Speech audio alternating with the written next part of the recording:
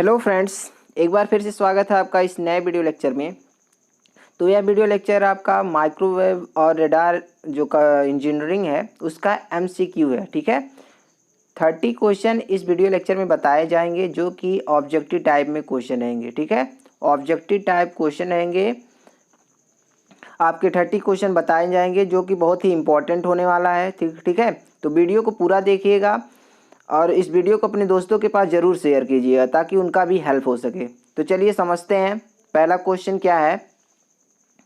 First question है आपका, the famous Yagi Uda antenna is named after it's inventor. तो जो यागी उदा एंटीना है उसको किसके द्वारा इन्वेंट किया गया था और जो यागी उदा नाम पड़ा है वो किसके द्वारा रखा गया है। ठीक है, किसके नाम पर पड़ा है। तो आपका फर्स्ट ऑप्शन है आपका professor Yagi of Japan, professor Yagi of America, professor Yagi of China, professor Yagi of England. तो इसमें जो ऑप्शन नंबर फर्स्ट है वो आपका बिल्कुल सही ऑप्शन है, प्रोफेसर यागी ऑफ जापान। तो एक प्रोफेसर थे जिनका नाम यागी था। ठीक है, जापान के रहने वाले थे। तो यागी नामक जो साइंटिस्ट से जो प्रोफेसर थे, इन्होंने यागी उदा एंटीना को इन्वेंट किया था। ठीक है, तो ऑप्शन नंबर जो फर्स्ट है वो बिल्कुल आपका सही ऑप्शन है। नेक्स्ट क्वेश्चन हम लोग देखते हैं। नेक्स्ट क्वेश्चन है आपका, which of the following makes the use of same antenna of radar transmission and reception. तो कहा गया है कि जो रेडार है, ठीक है, जो रेडार है उसके ट्रांसमिशन में और रिसेप्शन में, मतलब रेडार के द्वारा जो सिग्नल को ट्रांसमिट किया जा रहा है, जो रिसीव किया जा रहा है, उसको किस एक ही एंटीना के द्वारा हम लोग बनाते हैं। ठीक है, एक ही एंटीना में किसका यूज करते हैं जिसके कारण से हम लोग सिग्नल को ट्रांसमिट भी कर पाते हैं और रिसीव भी कर पाते हैं एक ही एंटीना में। ठीक है, तो आपका जो फर्स्ट ऑप्शन है वो क्या है आपका मल्टीप्लेक्सर। जो फर्स्ट ऑप्शन है आपका डाईप्लेक्सर, सेकेंड ऑप्शन है आपका मल्टीप्लेक्सर, थर्ड ऑप्शन है आपका डुप्लेक्सर, फोर्थ ऑप्शन है आपका डी मल्टीप्लेक्सर। तो ऑप्शन नंबर जो आपका थर्ड है वो आपका बिल्कुल सही है, डुप्लेक्सर। डुप्लेक्सर क्या होता है कि दोनों डायरेक्शन में कम्युनिकेशन कर सकता है। ठीक है, इधर से कोई सिग्नल गया भेज भी सकता है, मतलब ट्रांसमिट कर सकता है, इधर से कोई सिग्नल आ रहा है इसको रिसीव भी कर सकता है। ठीक है, तो डुप्लेक्सर इसी को बोलते हैं। तो जो रेडार होता है उसके सिग्नल के ट्रांसमिशन में और रिसेप्शन में जो एंटीनाज होता है उसमें हम लोग यूज़ करते हैं क्या, डुप्लेक्सर। ठीक है, तो ऑप्शन नंबर सी आपका बिल्कुल सही ऑप्शन है। नेक्स्ट क्वेश्चन हम लोग देखते हैं। नेक्स्ट क्वेश्चन है आपका, वेव गाइड्स एक्ट एज। जो वेव गाइड होता है कैसे काम करता है, किस तरह काम करता है। तो आपका पहला है लो पास फिल्टर की तरह, दूसरा है आपका हाई पास फिल्टर की तरह, थर्ड है आपका, तीसरा है आपका बैंड पास फिल्टर की तरह, फोर्थ है आपका बैंड स्टॉप फिल्टर की तरह। तो जो ऑप्शन नंबर आपका बी है वो आपका ऑप्शन बिल्कुल सही है, हाई पास फिल्टर की तरह। ठीक है, हाई पास फिल्टर क्या होता है, हम लोग देखते हैं कि एक कट ऑफ फ्रिक्वेंसी होता है, एक निश्चित फ्रिक्वेंसी होता है, उसके ऊपर की जो फ्रिक्वेंसी होता है सिर्फ उसी को पास करता है। ठीक है, जो हाई फ्रिक्वेंसी के सिग्नल होते हैं उनको सिर्फ पास करता है, बाकी के जो लोअर फ्रिक्वेंसी होता है उसको क्या कर देता है, ब्लॉक कर देता है। ठीक है, तो हाई पास फिल्टर की तरह वर्क करता है जो वेव गाइड्स है। ये क्वेश्चन आपका मोस्ट इंपॉर्टेंट क्वेश्चन है। ठीक है, आपके एग्जाम में पूछा जा सकता है कि जो वेव गाइड्स है कि किस तरह से वर्क करता है, मतलब एक्ट करता है। ठीक है, काम करता है। तो as a high pass filter की तरह काम करता है, एक्ट करता है। ठीक है, इसके बाद नेक्स्ट क्वेश्चन है आपका, which of the following is not A microwave tube. इनमें से कौन सा माइक्रोवेव ट्यूब नहीं है। ऑप्शन नंबर फर्स्ट है आपका कैलेस्ट्रॉन, ऑप्शन नंबर सेकंड है आपका TWT, ऑप्शन नंबर थर्ड है आपका BWO, ऑप्शन नंबर फोर्थ है आपका इम्पैक्ट। तो ऑप्शन नंबर जो आपका फोर्थ है, जो ऑप्शन नंबर डी है वो आपका बिल्कुल सही है, इम्पैक्ट। इम्पैक्ट जो डायोड होता है वो आपका माइक्रोवेव ट्यूब नहीं होता है। ठीक है, बाकी सब जो हैं चाहे कैलेस्ट्रॉन हुआ, TWT हुआ, BWE हुआ, ये सारे आपके माइक्रोवेव ट्यूब हैं, लेकिन जो इम्पैक्ट डायोड है वो आपका क्या है, माइक्रोवेव ट्यूब नहीं है। इसलिए जो ऑप्शन नंबर डी है आपका बिल्कुल सही ऑप्शन है। ठीक है, इसके बाद देखते हैं हम लोग नेक्स्ट क्वेश्चन। नेक्स्ट क्वेश्चन है आपका which of the following is a microwave tube. ठीक है, इनमें से कौन सा माइक्रोवेव ट्यूब है। तो फर्स्ट ऑप्शन है आपका ट्रैपेट डायोड, सेकेंड ऑप्शन है आपका गन डायोड, थर्ड ऑप्शन है आपका बैरेट, फोर्थ ऑप्शन आपका कर्सिनोट्रॉन। ठीक है, तो ऑप्शन नंबर जो आपका फोर्थ है, जो ऑप्शन नंबर डी है, वो आपका बिल्कुल सही है। जो माइक्रोवेव ट्यूब है वो कौन सा है, कार्किनोट्रॉन। ठीक है, ये ऑप्शन नंबर जो डी है आपका बिल्कुल सही ऑप्शन है। इसके बाद देखते हैं हम लोग नेक्स्ट क्वेश्चन। नेक्स्ट क्वेश्चन है आपका which of the following is a microwave component. इनमें से कौन सा माइक्रोवेव कंपोनेंट है। तो फर्स्ट ऑप्शन है आपका डायरेक्शनल कपलर्स, सेकेंड ऑप्शन है आपका ट्यूनिंग स्क्रीव, थर्ड ऑप्शन है आपका आइसोलेटर्स, फोर्थ ऑप्शन है आपका ऑल ऑफ द एबव। तो ऑप्शन नंबर जो आपका फोर्थ है वो आपका बिल्कुल सही है। जो माइक्रोवेव कंपोनेंट होता है, ठीक है, उसमें आपका डायरेक्शनल कपलर्स भी होता है, ट्यूनिंग स्क्रिप्ट भी होता है, आइसोलेटर्स भी होते हैं। ठीक है, तो ये तीनों होता है आपका माइक्रोवेव कंपोनेंट। इसलिए जो आपका ऑप्शन नंबर डी दिया हुआ है ऑल ऑफ द एबव, ठीक है, इनमें से सभी मतलब तीनों दिया हुआ है, तो तीनों आपका माइक्रोवेव कंपोनेंट है। इसलिए जो ऑप्शन नंबर फोर्थ है वो आपका बिल्कुल सही ऑप्शन है। इसके बाद समझते हैं हम लोग नेक्स्ट क्वेश्चन। नेक्स्ट क्वेश्चन है आपका मल्टीपथ रिसेप्शन रिजल्ट्स इज। जो मल्टीपथ से हम लोग सिग्नल को रिसीव कर पाते हैं, ठीक है, मान लेते हैं यह है आपका एंटीना, तो कई डायरेक्शन से सिग्नल आ रहा है। ठीक है, कई डायरेक्शन से सिग्नल आ रहा है और इसको रिसीव कर रहा है, तो इसका रिजल्ट क्या होता है। तो आपका ऑप्शन नंबर जो फर्स्ट है वो फेडिंग है, सेकेंड ऑप्शन है पोलराइजेशन, थर्ड ऑप्शन है रिफ्लेक्शन, फोर्थ ऑप्शन आपका रेफ्रैक्शन। ठीक है, तो ऑप्शन नंबर जो आपका फर्स्ट है वो आपका बिल्कुल सही है, फेडिंग। ठीक है, मल्टीपथ रिसेप्शन जो रिजल्ट है वो किसके कारण से है, फेडिंग के कारण से है। इसके बाद हम लोग समझते हैं नेक्स्ट क्वेश्चन। नेक्स्ट क्वेश्चन है आपका to receive maximum signal the polarization of transmitting and receiving antenna must be. ठीक है, मैक्सिमम अगर हम लोग को सिग्नल को गेन करना है, रिसीव करना है, तो ट्रांसमीटर रिसीवर जो एंटीना है पोलराइजेशन किस डायरेक्शन में होना चाहिए, मतलब सेम होना चाहिए इसका पोलराइजेशन, ठीक है, या अपोजिट होना चाहिए या परपेंडिकुलर होना चाहिए, इस तरह से। तो ऑप्शन नंबर जो फर्स्ट है दिया हुआ है सेम, ऑप्शन नंबर सेकंड दिया हुआ है अपोजिट, ऑप्शन नंबर थर्ड दिया है परपेंडिकुलर, ऑप्शन नंबर फोर्थ दिया है नन ऑफ एबव। तो इसमें जो ऑप्शन नंबर फर्स्ट है आपका बिल्कुल सही है, सेम। ठीक है, ऑप्शन नंबर फर्स्ट जो है वो बिल्कुल सही ऑप्शन है। इसके बाद हम लोग देखते हैं नेक्स्ट क्वेश्चन। नेक्स्ट क्वेश्चन है आपका द क्राइटेरिया फॉर ऑसिलेशंस और नेम्ड आफ्टर। तो फर्स्ट ऑप्शन है इसमें आपका मैक्सवेल, सेकेंड ऑप्शन है आपका गैसेस, थर्ड ऑप्शन है आपका फैराडे, फोर्थ ऑप्शन है आपका वर्कहासन। तो ऑप्शन नंबर जो आपका फोर्थ है, जो ऑप्शन नंबर डी है वो बिल्कुल सही ऑप्शन है, वर्कहासन। तो ऑसिलेटर के लिए एक एम्पलीफायर जो होता है वो एज ए ऑसिलेटर कब काम करता है, जब पॉजिटिव फीडबैक होता है। ठीक है, तो वर्कहासन नामक वैज्ञानिक ने बताया था कि एम्पलीफायर कैसे जो होता है उसमें दो कंडीशन होता है, उसके बाद वो ऑसिलेटर की तरह वर्क करने लगता है। ठीक है, तो इसको वो क्या बोलते हैं हम लोग, वर्कहासन क्राइटेरिया बोलते हैं। तो इसका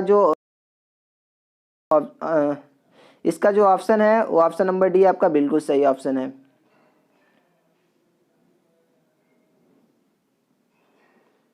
नेक्स्ट क्वेश्चन हम लोग देखते हैं the semiconductor device which does not have any junction.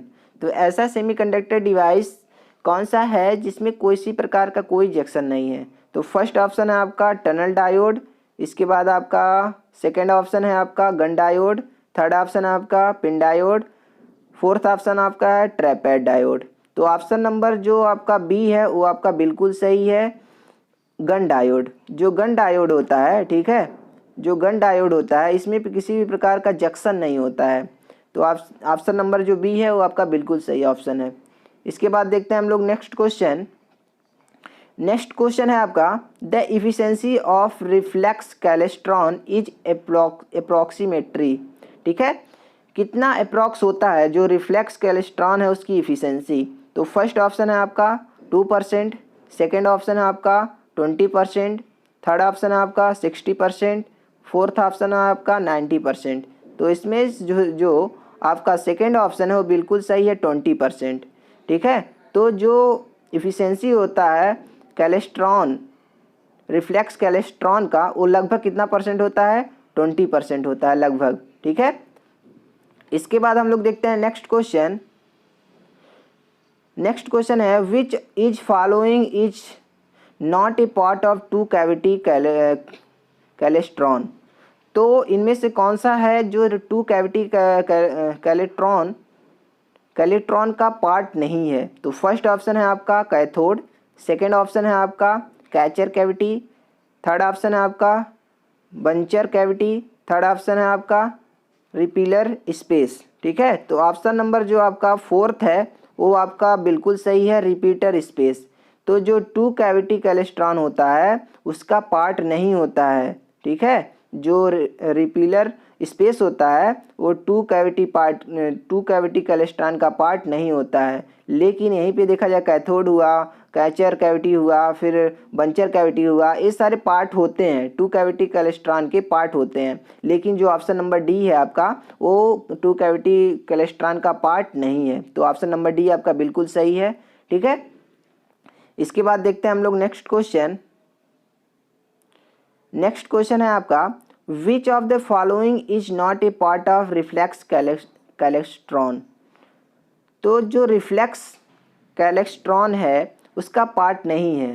तो फर्स्ट ऑप्शन है आपका कलेक्टर, सेकेंड ऑप्शन है आपका कैविटी एनोड, थर्ड ऑप्शन है आपका कैथोड, फोर्थ ऑप्शन है आपका रिपीलर स्पेस।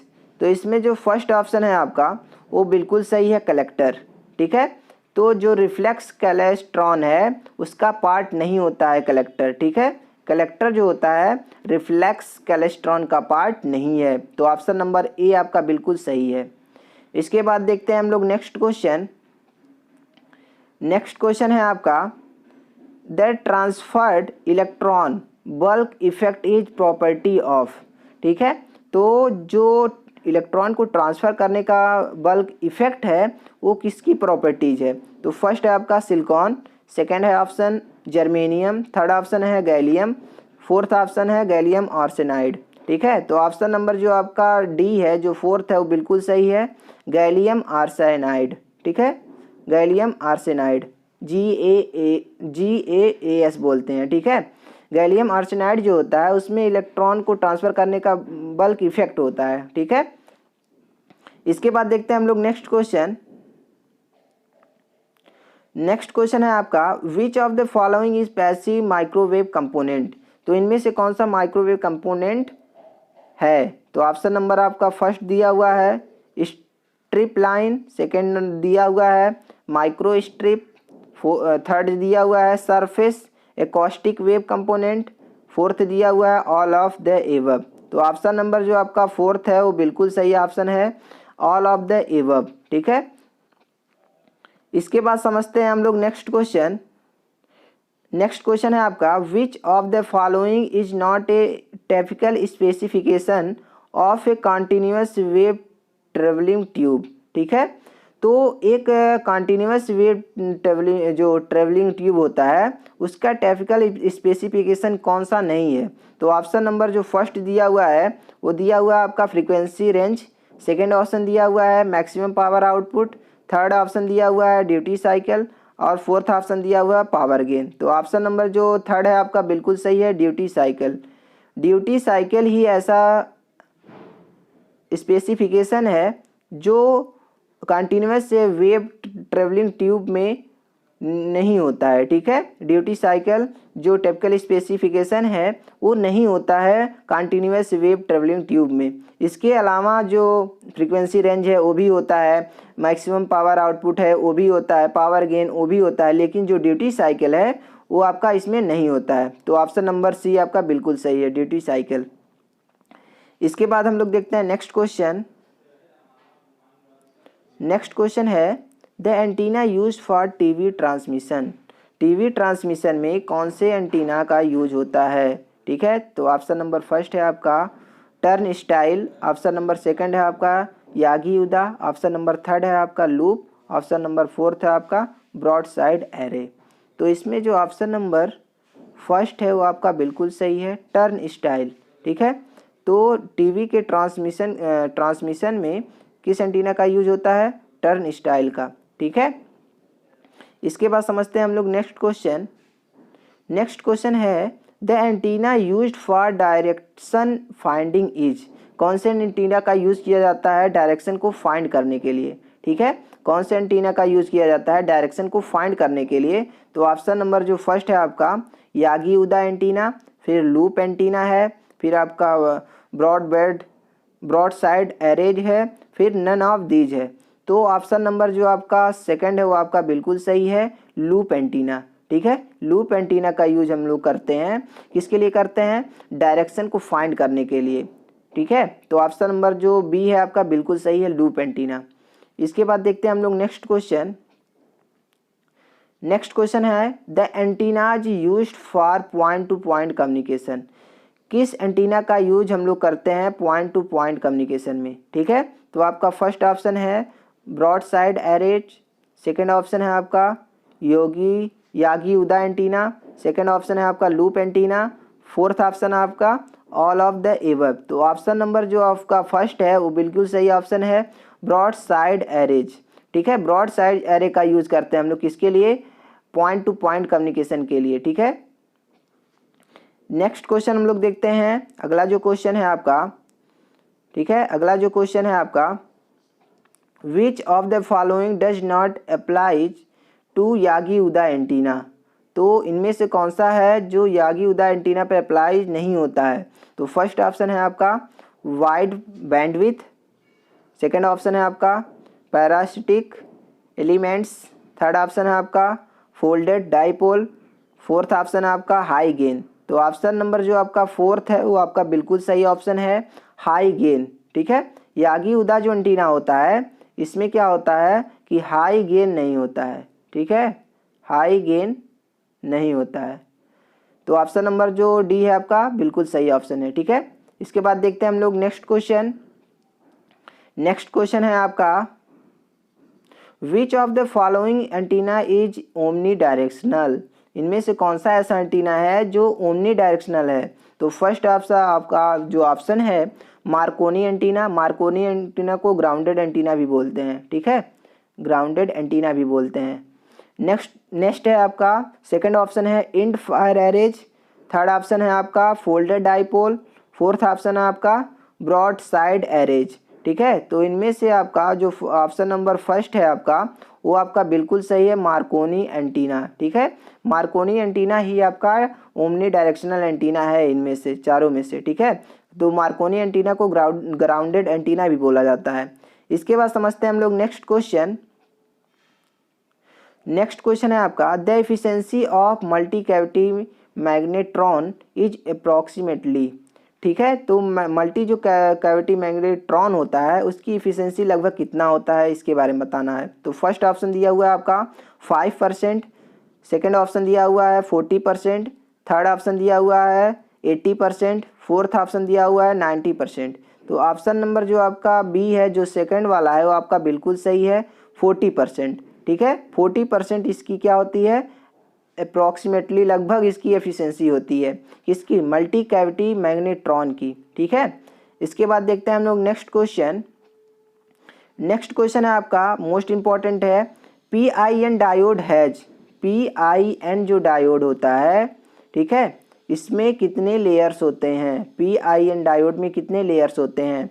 तो आपका ऑप्शन नंबर दिया है first 2 layer, option number second दिया है 3 लेयर, ऑप्शन नंबर थर्ड दिया है 4th लेयर, ऑप्शन नंबर 4 दिया है 5 लेयर।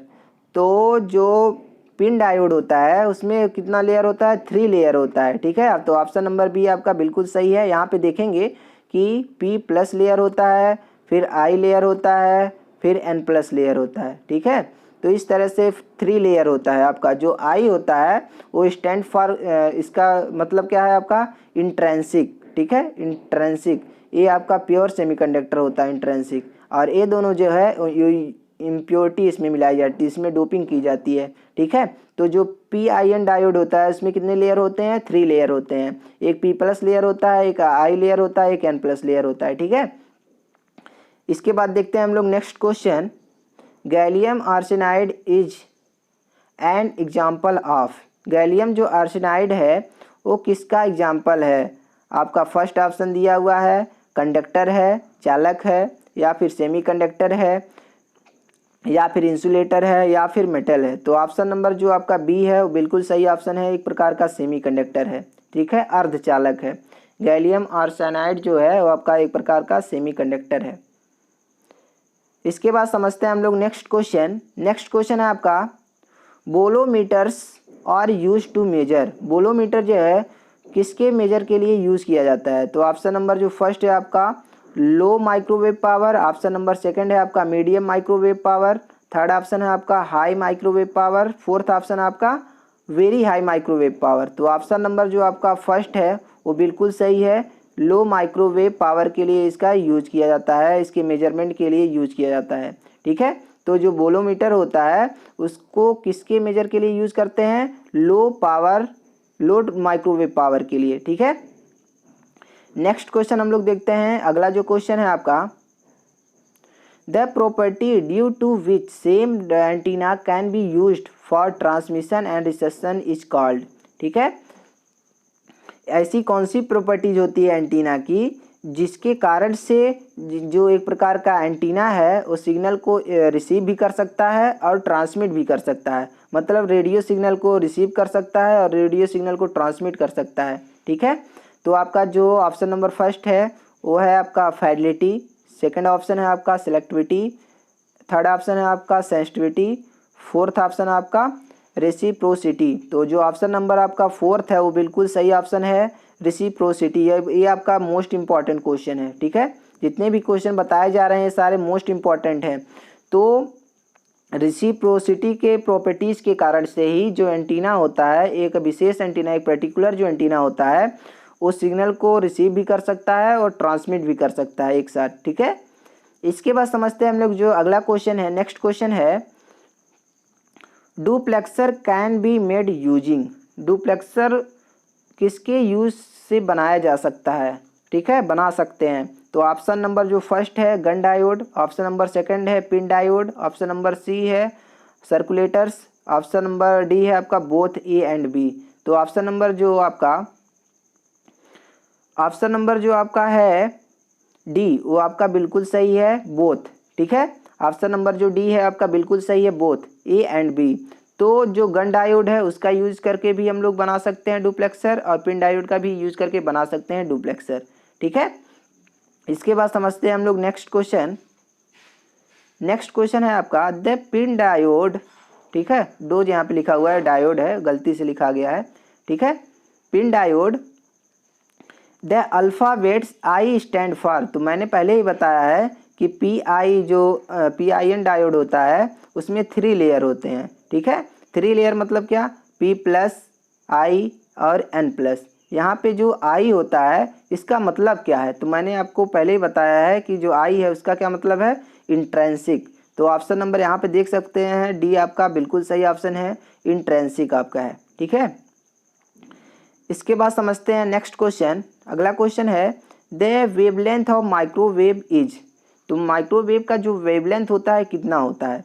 तो माइक्रोवेव का जो वेवलेंथ होता है, फर्स्ट ऑप्शन दिया हुआ है माइक्रोमीटर रेंज में होता है, या फिर आपका सेकंड ऑप्शन दिया हुआ है मिलीमीटर रेंज में होता है, या फिर अगला ऑप्शन दिया हुआ है नैनोमीटर, अगला ऑप्शन दिया है आर्मस्ट्रॉन्ग। तो जो ऑप्शन नंबर आपका सेकंड वाला है वो आपका बिल्कुल सही है, मिलीमीटर। एमएम में इसका माइक्रोवेव का रेंज होता है। जो इसका माइक्रोवेव है उसकी वेवलेंथ का जो रेंज है वो मिलीमीटर रेंज में होता है। ठीक है, इसके बाद नेक्स्ट क्वेश्चन हम लोग देखते हैं, tuning is a term related to, tuning जो होता है वो किससे रिलेट करता है? तो ऑप्शन नंबर फर्स्ट है आपका लूप एंटीना, ठीक है। ऑप्शन नंबर सेकंड है आपका lens antenna, option number third है आपका Yagi Uda antenna, option number fourth है आपका पैराबोलिक एंटीना। तो ऑप्शन नंबर जो आपका सेकंड है वो आपका बिल्कुल सही है, लेंस एंटीना, ठीक है। तो जूनिंग जो होता है, जो जूनिंग टर्न है वो किससे रिलेट करता है? लेंस एंटीना से रिलेट करता है, ठीक है। इसके बाद समझते हैं हम लोग नेक्स्ट क्वेश्चन। अगला क्वेश्चन है the antennas use for direction finding. तो कौन से एंटीना का यूज हम लोग डायरेक्शन फाइंडिंग के लिए करते हैं? यही क्वेश्चन पहले भी आ चुका था, लेकिन वो क्वेश्चन इससे थोड़ा सा डिफरेंट है ऑप्शन में।